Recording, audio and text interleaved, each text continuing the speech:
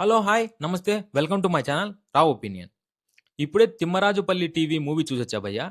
Coming to movie, ముందుగా కిరణ్ అబ్బవరం గురించి చెప్పాలి.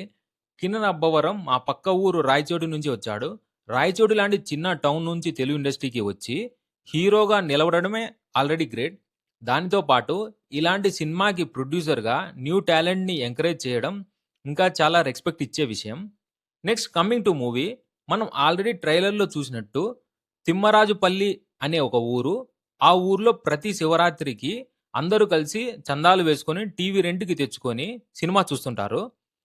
తరువాత ఆ ఊర్లో ఒక వ్యక్తి తన ఇంటికి పర్మనెంట్‌గా టీవీ తీసుకొనొస్తాడు. ఆ టీవీ వచ్చాక తన ఇంట్లో మరియు ఊర్లో జరిగిన చేంజెస్, ప్రాబ్లమ్స్ ఏంటి అనేది overall story. Coming to first half, పల్లెటూరు అండ్ పల్లె మనుషులు అండ్ ఆ వాతావరణం అన్ని డైరెక్టర్ చాలా బాగా ఎస్టాబ్లిష్ చేశారు. రాయలసీమ స్లాంగ్ అండ్ మాడ్యులేషన్ కూడా చాలా న్యాచురల్‌గా ఉంది. ఎక్కడ ఫోర్స్‌గా అనిపించదు. ఫస్ట్ హాఫ్ మొత్తం టీవీ చుట్టే తిరుగుతుంది. కానీ బోర్ కొట్టదు.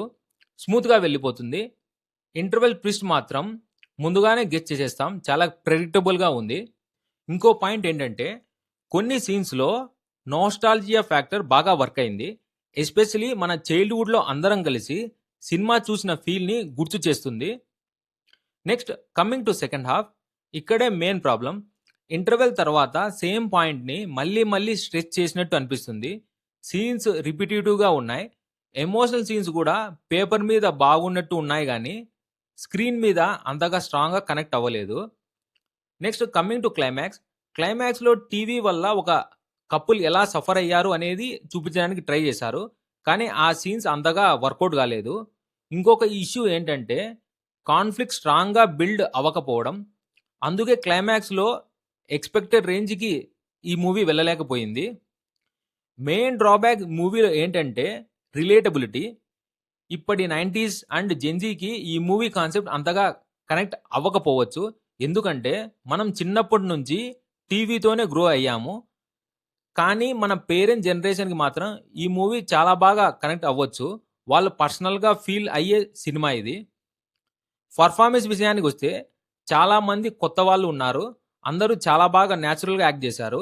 ఎస్పెషల్లీ సింగిల్ షాట్ సీన్స్ చాలా బాగా ఉన్నాయి. చాలా బాగా వర్కౌట్ అయ్యాయి. టెక్నికల్‌గా చూస్తే సాంగ్స్ బాగున్నాయి. బ్యాక్‌గ్రౌండ్ స్కోర్ డీసెంట్‌గా ఉంది. కొన్ని సీన్స్‌లో బీజీఎం చాలా బాగా ఎలివేట్ చేసింది ఆ సీన్స్‌ని. ఎడిటింగ్ మాత్రం కొంచెం టైట్‌గా ఉండాల్సింది. ఎస్పెషల్లీ సెకండ్ హాఫ్‌లో. సో, ఓవరాల్‌గా మూవీ ఎలా ఉందని చెప్పాలి అంటే ఫస్ట్ హాఫ్ డీసెంట్‌గా వెళ్ళిపోతుంది.